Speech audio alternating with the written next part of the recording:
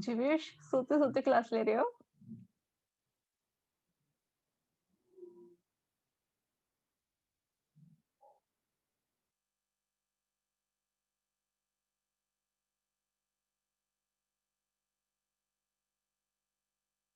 बाकी के दो कहाँ गए?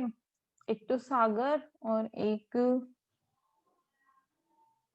बोर हो गया। इसमें तो बोर होने वाला कुछ है भी नहीं। ऐसा लग रहा था आपकी तबीयत खराब है। अरे बेटा आप लोग कॉल करो सागर को और उसको। आशी आशी तो आएगी जो आएगी, सागर को तो करो एटलीस्ट, सागर रेगुलर है।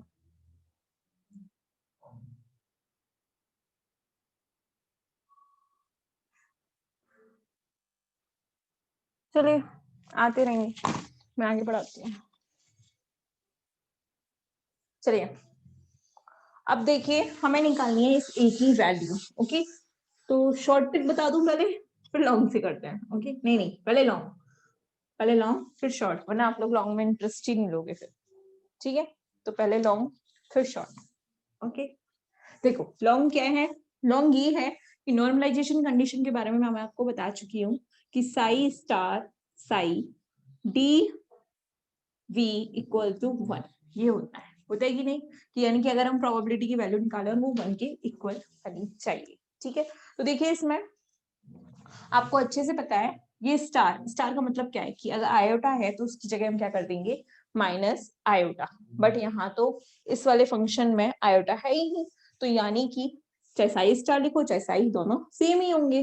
तो that mean a square sine square n pi x upon ए।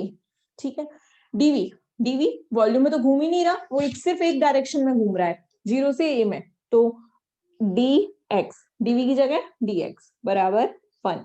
और कहां से कहां तक लिमिट है, 0 से ए तक के बीच में, 0 से ए तक के बीच में।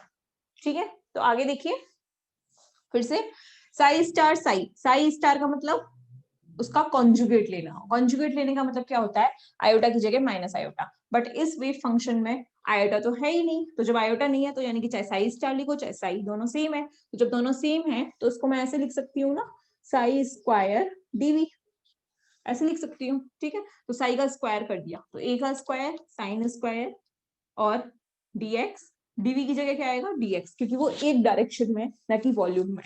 ठीक है तो डीएक्स इक्वल टू 1। ओके अब देखिए ए स्क्वायर को बाहर निकाल दीजिए क्योंकि ये क्या है कांस्टेंट है, 0 से ए। आपको पता है एक फॉर्मूला होता है cos 2a, cos 2a बराबर 1 माइनस 2 साइन स्क्वायर ए, होता है कि नहीं। तो यहां से जब हम साइन स्क्वायर ए की वैल्यू निकालते हैं तो क्या आ जाता है 1 माइनस cos 2a अपॉन 2, आता है कि नहीं।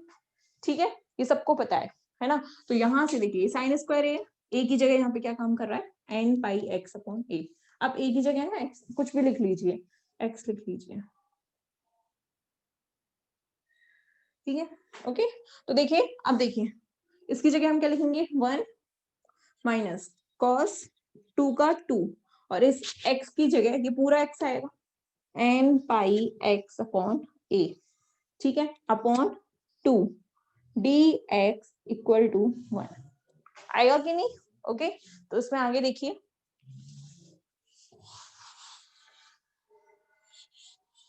अब तो मैथमेटिकल है, जितना आप मैथमेटिकल से जानते हो उसके लिए बहुत इजी है क्वांटम। ठीक है इसकी शॉर्ट ट्रिक भी है ये निकालने की, वो मैं आपको बाद में बताऊंगी। ओके तो देखिए ये 2 भी कांस्टेंट है, ये भी बाहर आ गया, ए स्क्वायर अपॉन 2। अब इंटीग्रेशन कीजिए, 1 रह गया, 1 का dx के रिस्पेक्ट में करोगे तो x, और इसका करोगे तो cos का क्या होता है sine, sine 2n pi x upon a। फिर क्या, फिर इसका दोबारा से करोगे तो ये आ जाएगा 2n पाई अपॉन a बराबर 1, और लिमिट कहाँ है 0 से a तक। ठीक है तो देखिए a square upon 2 as it is. Okay x की जगह a रखिए, a माइनस, फिर यहाँ पे a रखिए तो a अपॉन a, तो क्या रह गया 2n पाई, और साइन 2n पाई की वैल्यू कितनी होती है 0, तो माइनस के 0।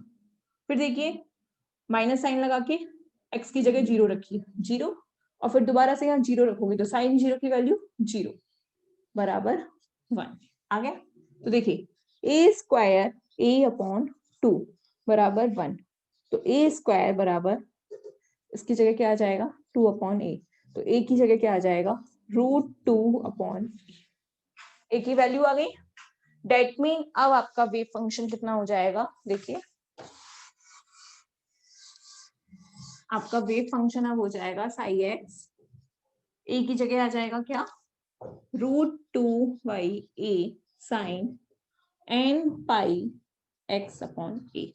ये होता है आपका पोटेंशियल बॉक्स के अंदर वन डायमेंशनल केस में वेव फंक्शन। क्या होता है वेव फंक्शन किस केस में, वन डायमेंशनल केस में। क्यों, क्योंकि यहाँ पे केवल x है। ओके, वन डायमेंशन केस में ये वेव फंक्शन होता है। अब मैं आपसे बार बार एक चीज बोल रही थी कि a की वैल्यू निकालने की शॉर्ट ट्रिक होती है। वो शॉर्ट ट्रिक क्या है वो बताती हूँ। देखिए कि कहां से कहां तक था, 0 से a तक था ना, तो देखिए हमेशा √2 तो ऊपर आएगा ही आएगा, ये तो फिक्स कर लीजिए। ठीक है, नीचे जो है ना, नीचे नीचे इन दोनों के बीच का हमेशा डिफरेंस आता है।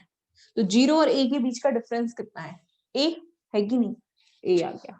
अगर यही box x equals to -a से x इक्वल्स टू +a के बीच में होता, हो सकता है, कंडीशन है, बॉक्स कहीं से भी कहीं तक हो सकता है, -a से +a के बीच में, तो इस कंडीशन में a की वैल्यू क्या आती, देखिए √2, तो ऐसे की ऐसे अपॉन इन दोनों के बीच का डिफरेंस फाइनल माइनस इनिशियल, तो कितना आ जाएगा 2a, a प्लस a, क्योंकि माइनस का है ना, तो माइनस माइनस से प्लस हो जाएगा 2a, 2 से 2 कैंसिल, तो इस केस में क्या आ जाएगा 1/a।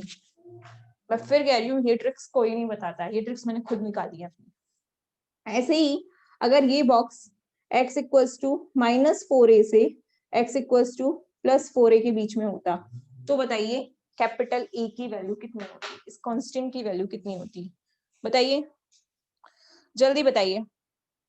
देखो नॉर्मलाइजेशन कंडीशन से निकालोगे तब भी वही आंसर आएगा, और नॉर्मल वे में निकालोगे तब भी वही आंसर आएगा। ठीक है, ओके, समझ में आया मैंने क्या कहा, चाहे नॉर्मल वे में निकालो जैसे मैंने शॉर्ट ट्रिक बताई है, चाहे नॉर्मलाइजेशन कंडीशन से निकालो, दोनों ही कंडीशन से सेम आंसर आता है।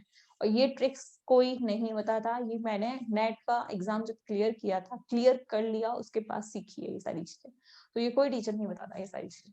ठीक है, तो बताइए आंसर बताइए इसका। अगर बॉक्स आपका -4a से +4a के बीच में है तो कैपिटल A की वैल्यू कितनी आएगी। अरे हिंदी मीडियम वाले भी दे देते थे लास्ट ईयर आंसर, आप लोग पता नहीं क्यों नहीं देते हो आंसर। अंडर रूट मत बनाओ, पर जो अंदर आएगा उसकी वो वैल्यू तो लिख सकते हो।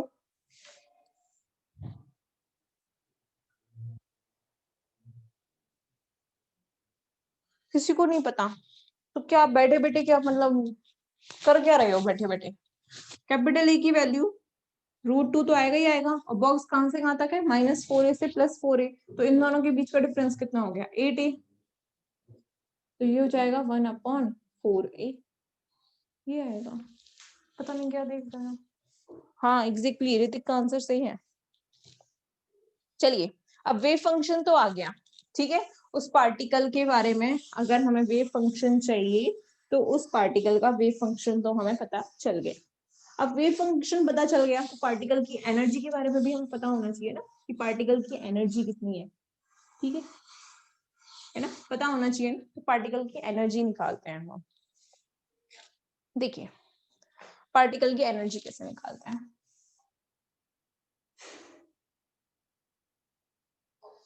पार्टिकल की एनर्जी, तो हेडिंग हो गई आपकी eigen value of energy. What is the mean of eigen value, last वाली यूनिट में मैंने बताया है, किसी को पता है आइगन वैल्यू क्या होता है। मैंने बताया था ना कि अगर कोई ऑपरेटर है उसको वेव फंक्शन पे अप्लाई किया और उसी वेव फंक्शन का आने पे किसी फिक्स वैल्यू के साथ, तो ये फिक्स वैल्यू क्या कहलाती थी, आपकी आइगन वैल्यू कहलाती थी ना। तो हमें एनर्जी की आइगन वैल्यू निकालनी है, यानी कि कांस्टेंट वैल्यू निकालनी है। ठीक है, तो आइगन वैल्यू निकालनी है एनर्जी की, किसके लिए, वही वन डायमेंशनल पोटेंशियल बॉक्स के लिए। ठीक है, तो वन डायमेंशनल पोटेंशियल बॉक्स की वैल्यू निकालने के लिए देखिए, आपको पता है एनर्जी इक्वल्स टू कितना होता है, पी स्क्वायर बाई 2m होता है कि नहीं, और P इक्वल्स टू हमने फर्स्ट सेकेंड यूनिट के फर्स्ट टॉपिक में निकाला था H क्रॉस K, निकाला था कि नहीं, तो E इक्वल्स टू कितना हो जाएगा, P की वैल्यू रखो H cross square K square by 2m, ठीक है, बट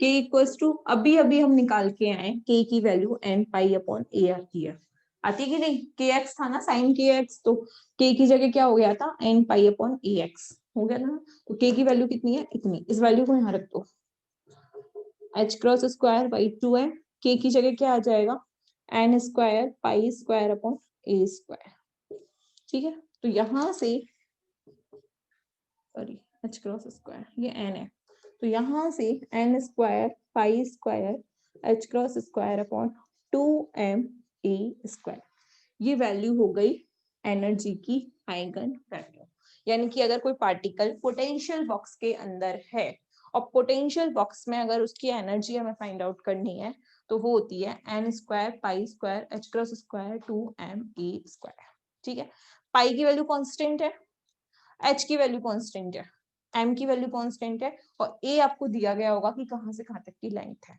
तो ये सब फिक्स हो गया बस n की, क्योंकि n क्या है, n है बेटा आपका, n जो है वो यहाँ पे है कि आपका वो किस स्टेट में है, यानी कि 1 स्टेट में, 2 में है, 3 में है, 4 में है, पार्टिकल जो है वो आपकी फर्स्ट स्टेट में है, सेकंड में है, थर्ड में है या फोर्थ में।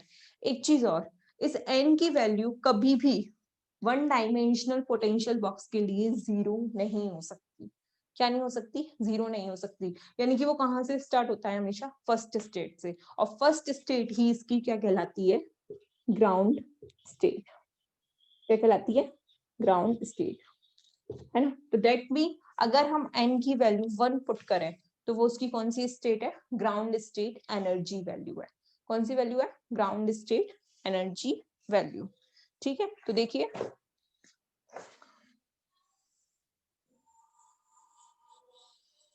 आगे देखिए, n की वैल्यू 1 पुट कीजिए, तो E1, ओके, E1 1 पुट किया, 1 का स्क्वायर यही हो जाएगा पाई square h cross square upon 2m square, ये होती है आपकी ग्राउंड स्टेट एनर्जी, कौन सी एनर्जी, ग्राउंड स्टेट एनर्जी। मैं फिर बोल रही हूँ आज का टॉपिक बहुत ज्यादा इंपॉर्टेंट था, इंटरव्यू में भी इंटरव्यूअर है ना, अगर फिजिक्स से रिलेटेड आप इंटरव्यू देते हो तो वो यही पूछता है और कुछ नहीं पूछता कि ग्राउंड स्टेट एनर्जी कितनी होती है, पोटेंशियल डायमेंशन बॉक्स में आपके एनर्जी का फॉर्मूला क्या होता है, वेव फंक्शन का फॉर्मूला क्या होता है, ये सारी चीजें पूछता है, वो मुझसे भी पूछा गया है, मैं BARC का एग्जाम में नहीं गई थी, हमसे यही पूछा गया था, ठीक है, देखिए E1 हो गया, अब देखिए n इक्वल्स टू 2 पे, ये तो ग्राउंड स्टेट एनर्जी है ना, तो ये हो जाएगा E2, तो 2 पुट कीजिए, 2 का square pi square h cross square upon 2m a square, तो ये हो गया 4 पाई square h cross square upon 2m a square, इस पूरे की जगह ये है ना, यानी कि E2 जो एनर्जी है वो ग्राउंड स्टेट एनर्जी की 4 टाइम्स होती है, कितनी होती है, 4 टाइम्स, ठीक है, 4 टाइम्स होती है, तो आप n इक्वल्स टू 3 पे निकालिए और मुझे बताइए कि वो कितने टाइम्स होती है, जल्दी फास्टली, E3 जो है वो कितने टाइम्स होती है, प्लीज टेल मी, E3 कितने टाइम्स होती है, 9 टाइम्स एग्जैक्टली, बिल्कुल सही है, तो यानी कि अब आपको एनर्जी निकालना आ गया, अब देखिए ये तो ग्राउंड स्टेट एनर्जी है, इसका नाम होता है first excited, first excited energy, क्या नाम होता है इसका, फर्स्ट एक्साइटेड एनर्जी, कि इन जो पार्टिकल है वो ग्राउंड में ना रोक के कौन सी कंडीशन में, पहली एक्साइटेड कंडीशन में, ठीक है, आगे देखिए अब ये कंडीशंस होती कैसे हैं वो मैं आपको बताती हूँ,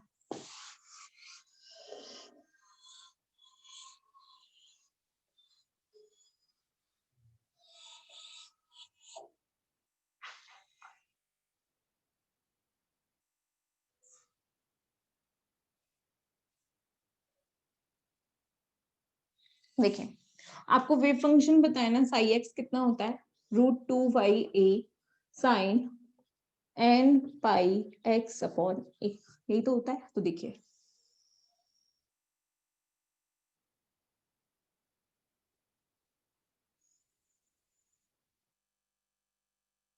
ओके, यहाँ क्या है आपका x इक्वल्स टू 0, यही तो होगा, या फिर 0 ऐसा करो, यहाँ से स्टार्ट कर लो, x इक्वल्स टू 0, ठीक है। यहाँ हो जाएगा x इक्वल्स टू a/4, ये हो जाएगा x इक्वल्स टू a/2, ये हो जाएगा x इक्वल्स टू 3a/4, और ये हो जाएगा आपका x इक्वल्स टू, ठीक है।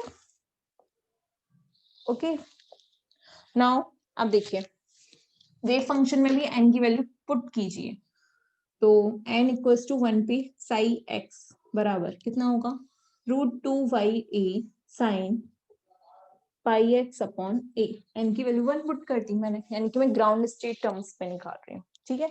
तो यानी कि आप मान लो ग्राउंड स्टेट यहाँ है, n इक्वल्स टू 1 पे साई एक्स का फंक्शन एज ए एक्स, ठीक है। तो देखिए x की वैल्यू 0 पुट कीजिए, 0 पुट की, 0 करते ही पूरा की पूरा 0, यानी कि x इक्वल्स टू 0 पे वेव फंक्शन कितना होगा, 0, ठीक है। अब a/4 पुट कीजिए, a/4, a से a कैंसिल, इसे ही कैंसिल, π/4, π/4 45 डिग्री होता है कि नहीं, तो देखिए साइन x बराबर √2/a, 45 डिग्री पे कितनी वैल्यू होती है, 1/√2, कैंसिल, तो ये हो जाएगा 1/√a, होगा कि नहीं, ठीक है। तो डेट मीन वो वैल्यू कहीं ना कहीं यहाँ आ जाएगी, सॉरी इस पे है ना, यहाँ आ जाएगी, और ये हो जाएगी x equals to, sorry psi x equals to 1/√a, ठीक है। फिर a/2 पे निकालिए, कट π/2, साइन π/2 1, तो √2/a साई x, ये आएगा। तो ये ज्यादा है या ये ज्यादा है, ये ज्यादा है, तो ये ज्यादा है ना, तो ये और ऊपर गया, यहाँ आ गया, ठीक है। यानी कि वेव फंक्शन ऐसे जा रहा है, ओके। अब 3a/4 लीजिए, तो यहाँ से यहाँ कट गया 3π/4, यानी कि पाई माइनस π/4, और पाई माइनस में तो यानी कि ऊपर वाला, तो साइन π/4, दोबारा से यही वैल्यू आ जाएगी। वैल्यूज तो आप निकालना जानते हो, उसको मुझे जरूरत नहीं है निकालने की, दोबारा से वही 1/√a साई एक्स की वैल्यू, फिर a से a कैंसल, तो साइन पाई कितना होता है, cos 90, cos 90 मतलब 0, तो दोबारा से a पे वैल्यू कितनी होगी, ये हो गया आपका wave function psi 1x, psi 1, n की जगह क्या रखा है 1, तो ये हो गया आपका पूरा वेव फंक्शन, किस स्टेट के लिए, n इक्वल्स टू 1 के लिए। ऐसे ही आप अब n इक्वल्स टू 2 के लिए निकाल के लाओगे खुद, मैंने क्या कहा 1 के लिए मैंने सिखा दिया, 2 के लिए आप लोग खुद निकाल के लाओगे, क्योंकि देखिए 2 के लिए आप निकालोगे ना तो उससे आपको पता चलेगा, है ना। तो आप लोग ये डायग्राम बना सकते हो, बनाना चाहो तो, उससे क्या होगा कि मुझे भी पता चल जाएगा कि आप लोगों को कितना आया है, ठीक है। तो आप लोग क्या है कल इसका डायग्राम n इक्वल्स टू 2 के लिए बना के लाओगे, ठीक है, साई x की फॉर्म में, psi x as a x, okay. तो ये आ गया आपका psi 1x, ground state energy में वेव फंक्शन ऐसा होता है, और इसकी जो एनर्जी है, एनर्जी E, वो कितनी होती है, E n स्क्वायर की जगह 1 स्क्वायर, और पाई square h cross square upon 2ma square, ये होती है इसकी एनर्जी, और ये होता है इसका वेव फंक्शन, ओके। तो आपको ये तो आ गया, एनर्जी आ गई और वेव फंक्शन आ गया ग्राउंड स्टेट में। कल आप फर्स्ट एक्साइटेड स्टेट में यानी कि साई 2x निकाल के लाओगे, उसका डायग्राम बना के लाओगे, ठीक है, और वो मुझे आप लोग फोटोज के थ्रू सेंड करोगे, ओके। चलिए लीव करते हैं क्लास को।